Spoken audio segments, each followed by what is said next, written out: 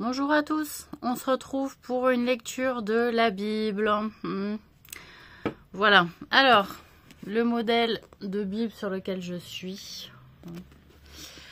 Et donc je prends, moi j'appelle ça au hasard de Dieu, des passages de la Bible.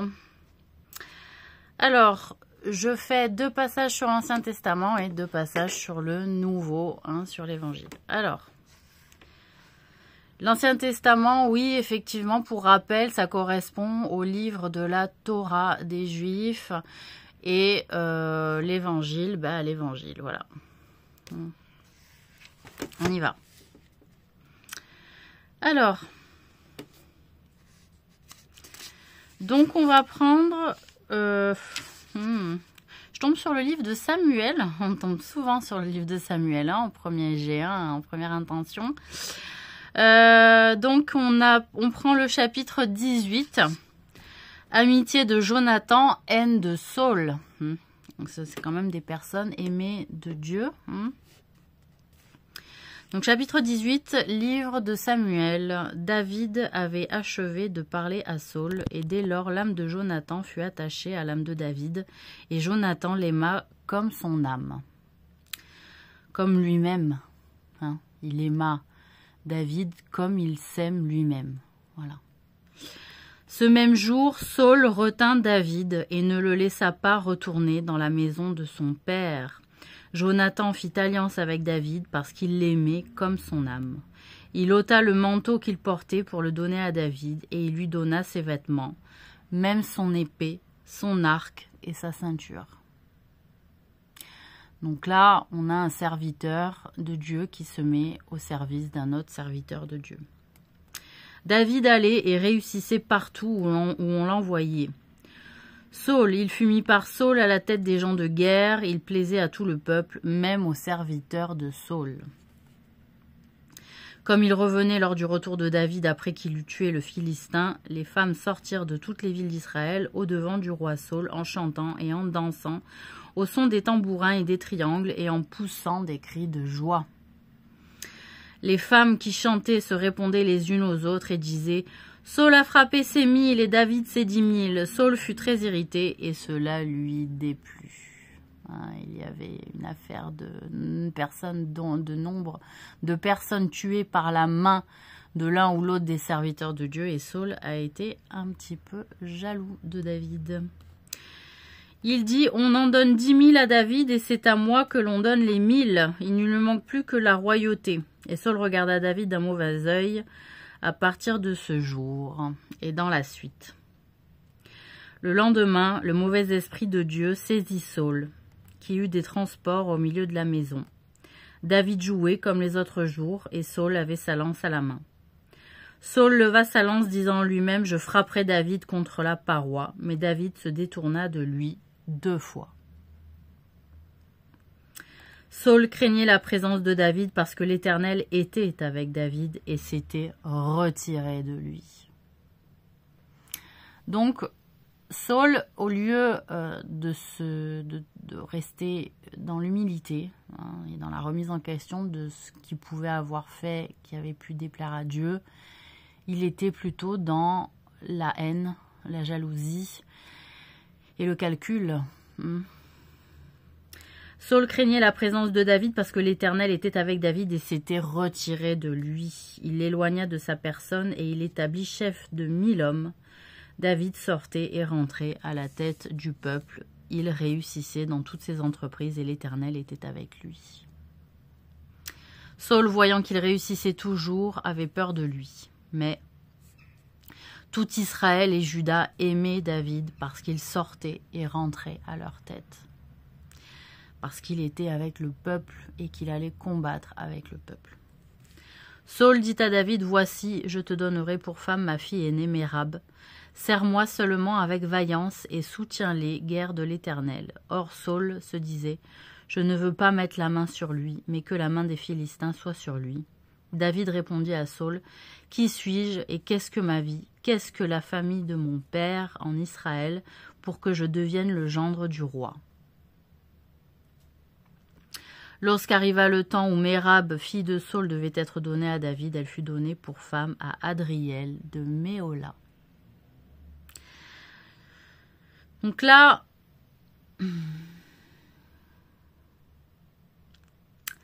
il y avait un engagement et il n'a pas tenu parole. Saul, c'est quelque chose qui déplaît fortement à Dieu. Michal, fille de Saul, aima David. On en informa Saul et la chose lui convint. Il se disait, je la lui donnerai afin qu'elle soit un piège pour lui et qu'il tombe sous la main des Philistins. Et Saul dit à David pour la seconde fois, tu vas aujourd'hui devenir mon gendre. Donc il avait des intentions, Saul, vraiment en défaveur de David, et les intentions, Dieu est témoin de nos intentions. Saul donna cet ordre à ses serviteurs, parlez en confidence à David et dites-lui, voici le roi est bien disposé pour toi et tous ses serviteurs t'aiment, sois maintenant le gendre du roi. Les serviteurs de Saul répétèrent ces paroles aux oreilles de David et David répondit, croyez-vous qu'il soit facile de devenir le gendre du roi? Parce qu'il sentait ses intentions. Moi je suis un homme pauvre et de peu d'importance. Les serviteurs de Saul lui rapportèrent ce qu'avait répondu David. Saul dit, vous parlerez ainsi à David, le roi ne demande point de dot, mais il désire 100 prépuces de Philistins pour être vengé de ses ennemis. Saul avait le dessein de faire tomber David entre les mains des Philistins. Les serviteurs de Saul rapportèrent ces paroles à David, et David agréa ce qui lui était demandé pour qu'il devînt gendre du roi. Il allait faire cette attaque envers les Philistins. Avant le terme fixé, David se leva, partit avec ses gens et tua 200 hommes parmi les Philistins. Il leur apporta leurs prépuces et en livra au roi le nombre complet afin de devenir gendre du roi. Alors Saul lui donna pour femme Michal, sa fille. Saul vit et comprit que l'Éternel était avec David, et Michal, sa fille, aimait David. Saul craignit de plus en plus David, et il fut toute sa vie son ennemi. Les princes des Philistins faisaient des excursions, et chaque fois qu'ils sortaient, David avait plus de succès que tous les serviteurs de Saul, et son nom devint très célèbre. Voilà.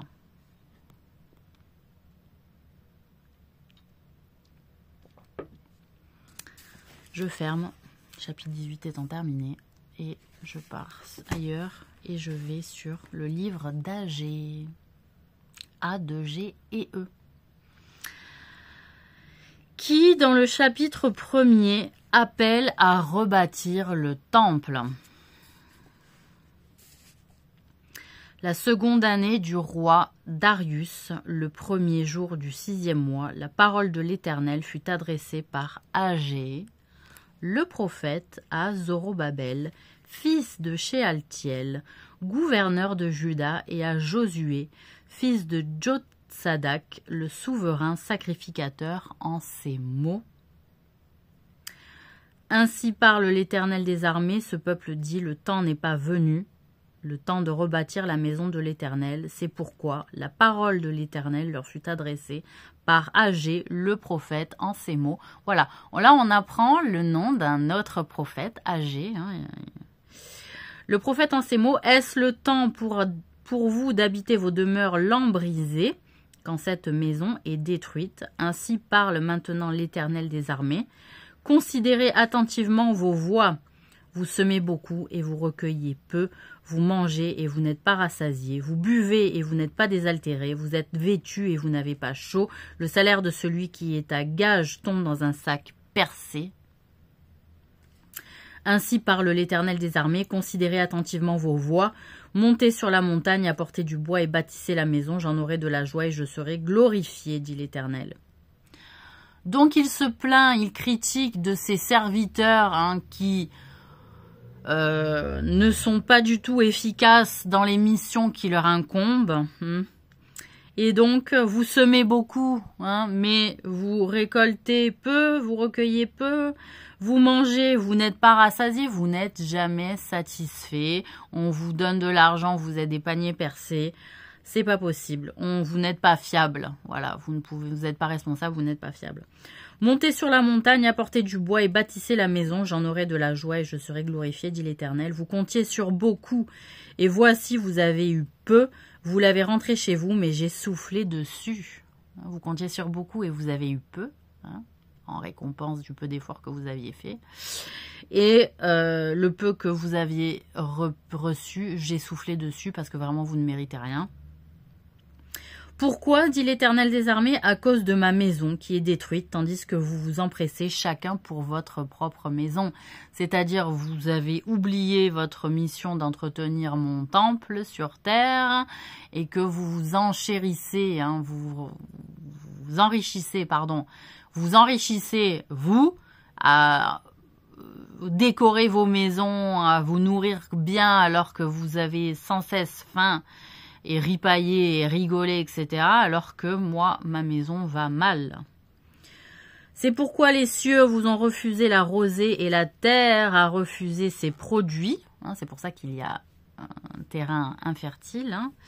J'ai appelé la sécheresse sur le pays, sur les montagnes, sur le blé, sur le moût, sur l'huile, sur ce que la terre peut rapporter, sur les hommes et sur les bêtes et sur tout le travail des mains. Parce que vous n'avez pas la bénédiction des mains. Voilà. Vous n'avez pas la bénédiction sur vos mains puisque vous avez perdu en labeur. Voilà, et en intelligence de travail manuel. Zorobabel, fils de Shealtiel, Josué, fils de Jotsadak, le souverain sacrificateur et tout le reste du peuple entendirent la voix de l'Éternel leur Dieu et les paroles d'Agé, le prophète, selon la mission que lui avait donnée l'Éternel leur Dieu, et le peuple fut saisi de crainte devant l'Éternel. Agé, envoyé de l'Éternel, dit au peuple, d'après l'ordre de l'Éternel, je suis avec vous, dit l'Éternel. L'Éternel réveilla l'esprit de Zorobabel, fils de Shealtiel, gouverneur de Juda, et l'esprit de Josué, fils de Jotsadak, le souverain sacrificateur, et l'esprit de tout le reste du peuple. Ils vinrent et ils se mirent à l'œuvre dans la maison de l'Éternel des armées, leur Dieu, le 24e jour du 6e mois, la seconde année du roi Darius. Donc, il faut savoir aussi qu'être fils de sacrificateur était une bénédiction, rentrer dans une famille de sacrificateurs était une bénédiction, qu'il y avait un ordre de sacrifice, un rite avant de sacrifier qui était prescrit, et il y avait aussi un mode de vie, il y avait aussi des interdictions qui étaient données aux sacrificateurs, il me semble, et qu'il y avait des choses où ils étaient encore plus regardants sur ce qu'ils ingéraient, sur ce qu'ils touchaient, surtout à certaines périodes de fête, notamment. Voilà, alors là on va lire l'évangile et je tombe sur le livre des Romains.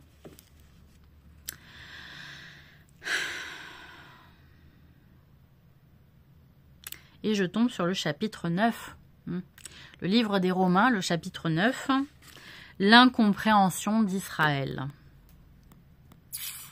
Voilà. Donc déjà, ça parlait de l'incompréhension d'Israël à l'époque. Je dis la vérité en Christ, je ne mens point, ma conscience m'en rend témoignage par le Saint-Esprit. J'éprouve une grande tristesse et j'ai dans le cœur un chagrin continuel. Car je voudrais moi-même être anathème et séparé de Christ pour mes frères, mes parents selon la chair, qui sont israélites, à qui appartiennent l'adoption et la gloire et les alliances et la loi et le culte et les promesses et les patriarches et de qui est issu selon la chair le Christ qui est au-dessus de toutes choses, Dieu béni éternellement. Amen.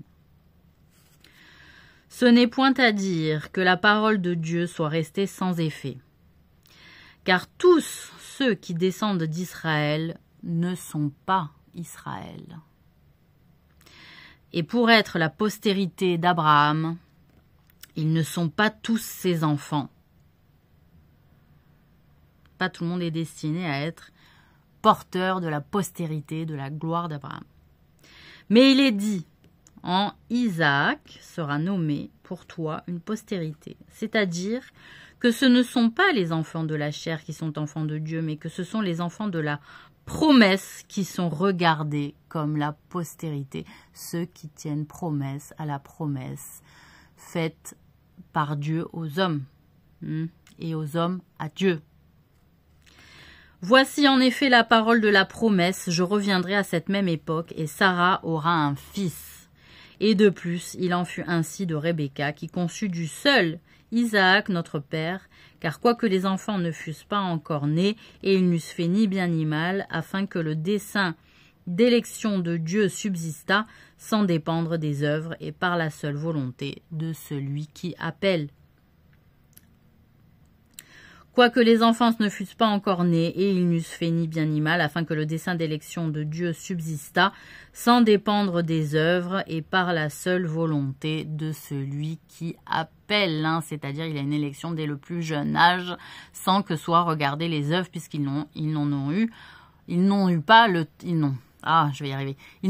temps d'en avoir des œuvres. Ils sont trop jeunes. Il fut dit à Rebecca, l'aînée sera assujettie au plus jeune, selon qu'il est écrit, j'ai aimé Jacob et j'ai haï Isaü.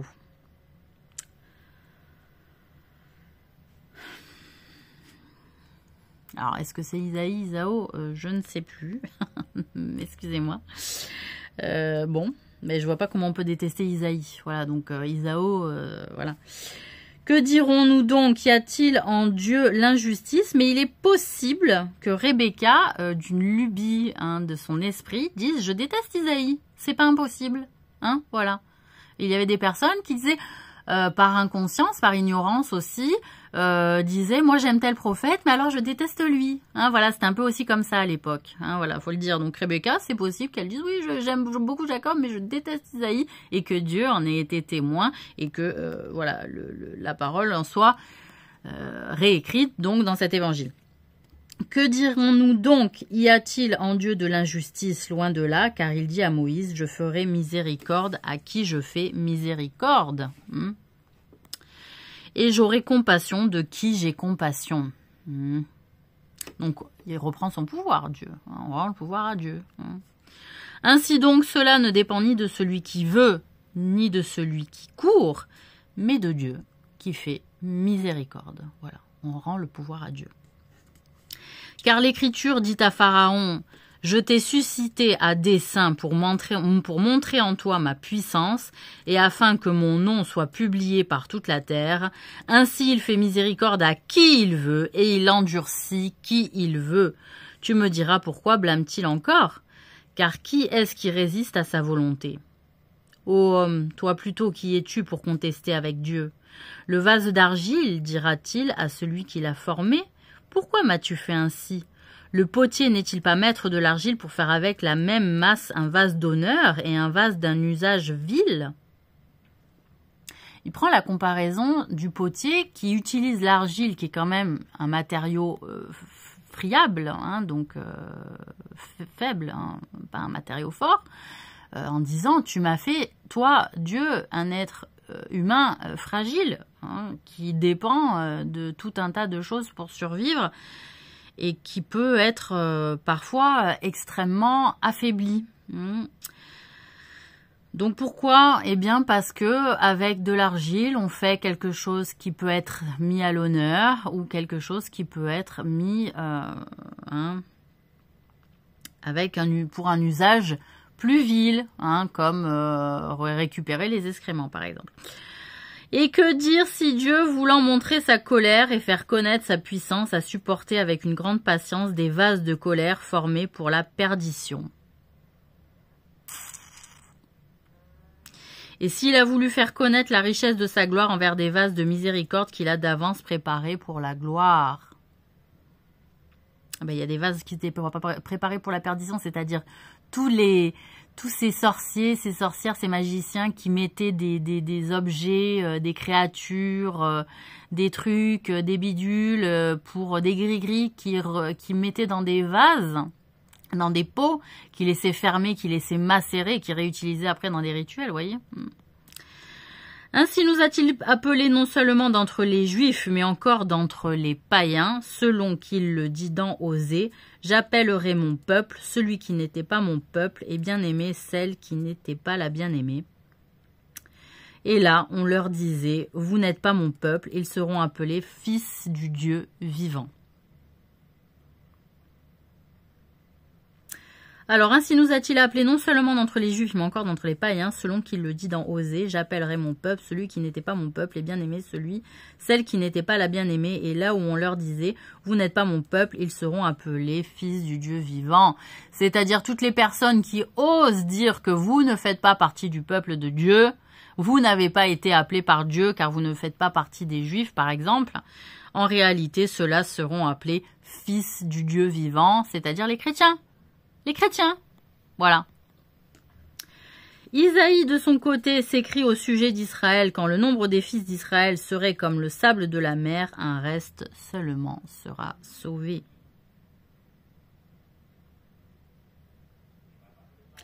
C'est-à-dire un reste, pas la totalité.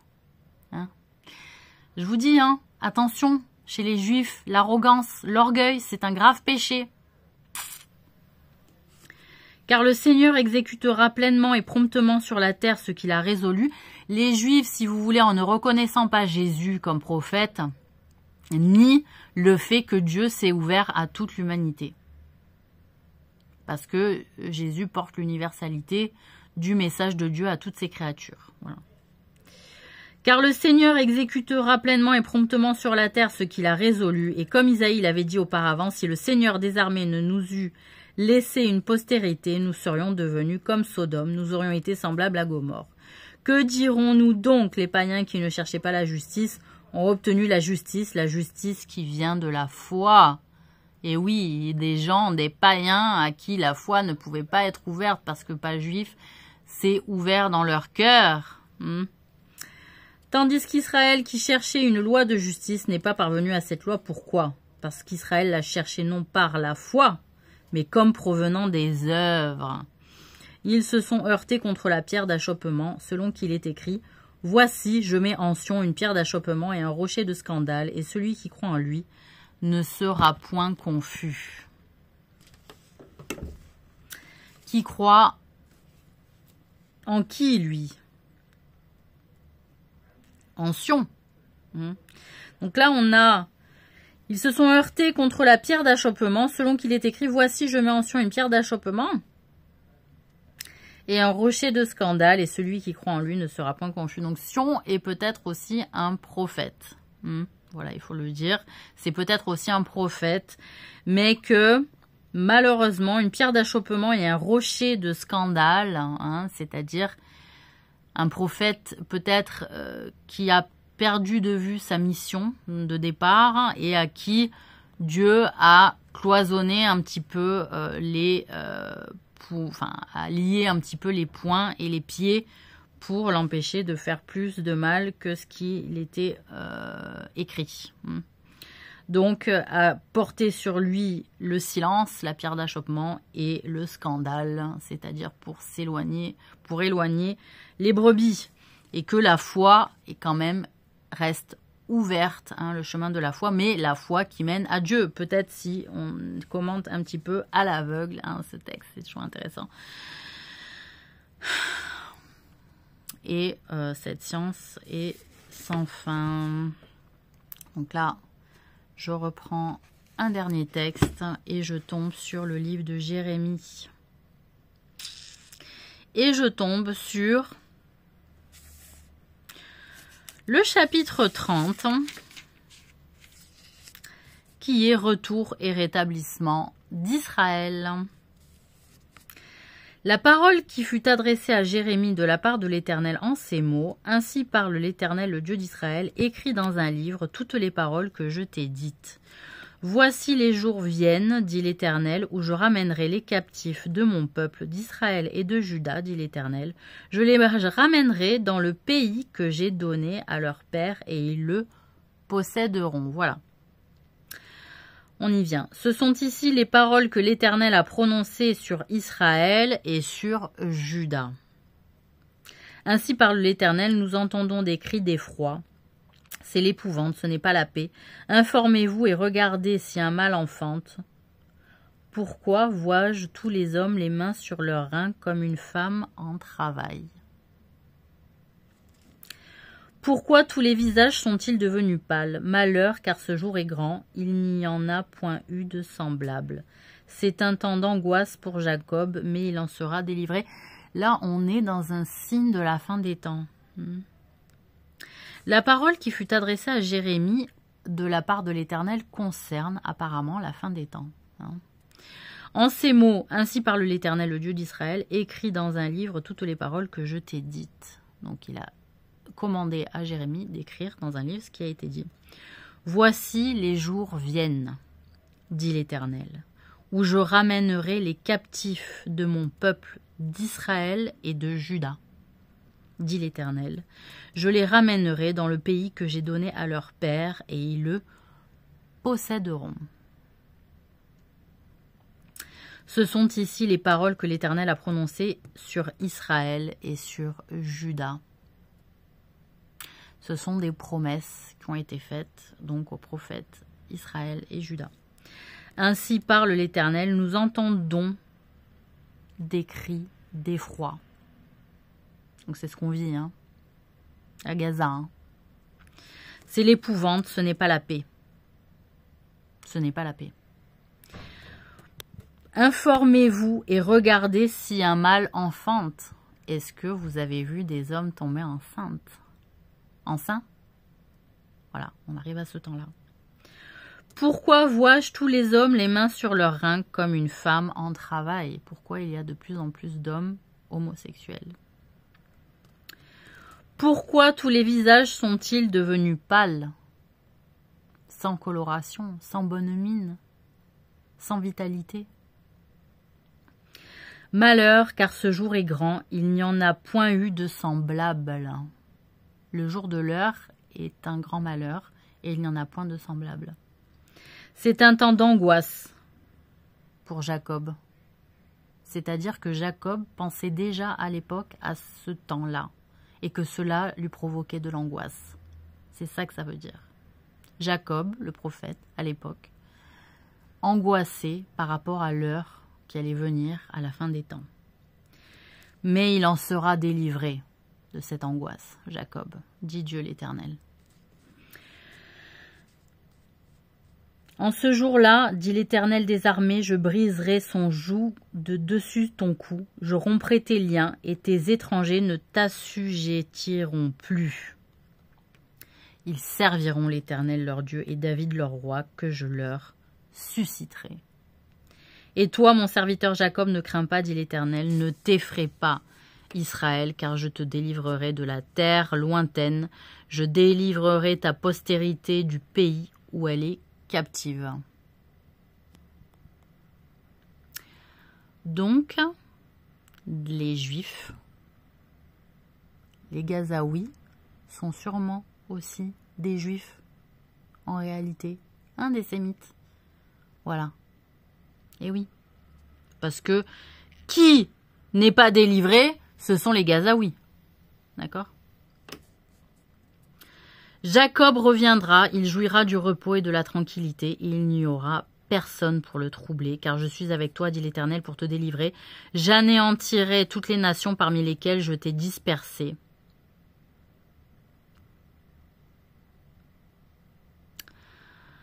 Et il n'y aura personne pour le troubler, car je suis avec toi, dit l'Éternel, pour te délivrer. Il parle à Jacob. J'anéantirai toutes les nations parmi lesquelles je t'ai dispersé. Donc, a priori, les Juifs qui se sont dispersés dans les terres qui ont été accueillies, apparemment, Dieu l'Éternel va anéantir tous ces pays-là où les Juifs ont été exilés et accueillis.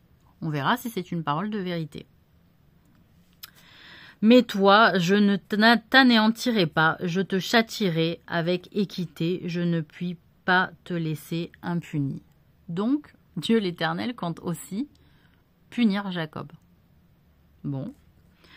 Ainsi parle l'Éternel, ta blessure est grave, ta plaie est douloureuse, nul ne défend ta cause pour bander ta plaie, tu n'as ni remède ni moyen de guérison, tous ceux qui t'aimaient t'oublient, aucun ne prend souci de toi, car je t'ai frappé comme frappe un ennemi, je t'ai châtié avec violence à cause de la multitude de tes iniquités, du grand nombre de tes péchés. D'accord. Alors, qu'est-ce qu'on apprend sur Jacob? Pourquoi te plaindre de ta blessure, de la douleur que cause ton mal? C'est à cause de la multitude de tes iniquités, du grand nombre de tes péchés que je t'ai fait souffrir ces choses. Cependant, tous ceux qui te dévorent seront dévorés, et tous tes ennemis, tous iront en captivité. C'est-à-dire, toi, tu as fait du mauvais boulot, mais ceux qui s'en prennent à toi sont pires. Hein, et donc, ils prendront aussi. Ceux qui te dépouillent seront dépouillés, j'abandonnerai au pillage tous ceux qui te pillent, mais je te guérirai, je panserai tes plaies, dit l'Éternel, car il t'appelle la repoussée. Cette Sion dont nul ne prend souci, ainsi parle l'Éternel, voici je ramène les captifs des tentes de Jacob. J'ai compassion de ses demeures, la ville sera rebâtie sur ses ruines, le palais sera rétabli comme il était. Du milieu d'eux s'élèveront des actions de grâce et des cris de réjouissance. Je les multiplierai et ils ne diminueront pas. Je les honorerai et ils ne seront pas méprisés. Ses fils seront comme autrefois. Son assemblée subsistera devant moi et je châtierai tous ses oppresseurs. Son chef sera tiré de son sein, son dominateur sortira du milieu de lui. Je le ferai approcher et il viendra vers moi, car qui oserait de lui-même approcher de moi? Dit l'Éternel, vous serez mon peuple et je serai votre Dieu. Voici la tempête de l'Éternel, la fureur éclate, l'orage se précipite, il fond sur la tête des méchants. La colère ardente de l'Éternel ne se calmera pas jusqu'à ce qu'il ait accompli, exécuté les desseins de son cœur. Vous le comprendrez dans la suite des temps. Voici la tempête de l'Éternel, la fureur éclate, l'orage se précipite, il fond sur la tête des méchants. La colère ardente de l'Éternel ne se calmera pas jusqu'à ce qu'il ait accompli, exécuté les desseins de son cœur. Donc il s'en prend aux méchants. Il y a des prophètes qui ont failli dans leur mission et dont apparemment, comme nous l'explique ce texte, Jacob.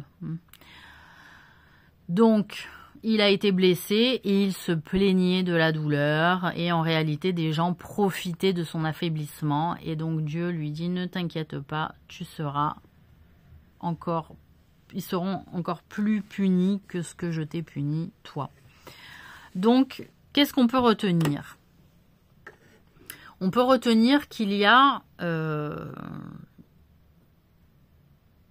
des passages qu'il faut connaître pour interpréter et des histoires de vie de prophètes qu'il faut pouvoir interpréter. Donc ce à quoi je m'amuse, en réalité je m'amuse avec vous, mais je reste très humble dans le partage que je fais de lecture. Ce que je trouve intéressant, c'est le fait de lire ensemble et de chercher à comprendre ensemble et point barre. Voilà.